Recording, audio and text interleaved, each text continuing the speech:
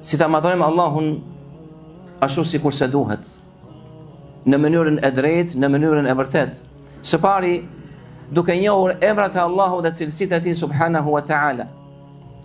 Nëse njeh se Allahu dhe e kupton se Allahu është dëgjuesi, shikuesi, atëherë ke ndjenjën e mbikëqyrjes për çdo gjë që shikon dhe sheh dhe flet. Nëse kupton se Allahu është Ar-Razzaq, furnizuesi, nuk e frikë dhe droj nga furnizimi i Allahut subhanahu wa ta'ala. Së dyti, madhërimi i simboleve të Allahut të lartësuar. Sikurse Allahu thotë që ai i cili madhëron simbolet e Allahut, simbolet e tij, adhurimet e tij, kjo është shenjë e devotshmërisë së zemrave. Edhe së fundmi, ndjesia e mbikëqyrjes së vazhdueshme për Allahut subhanahu wa ta'ala. Pra ta adhurosh Allahun e lartësuar me ndjenjen e mbikëqyrjes, sikur ti je duke parë Allahun e lartësuar.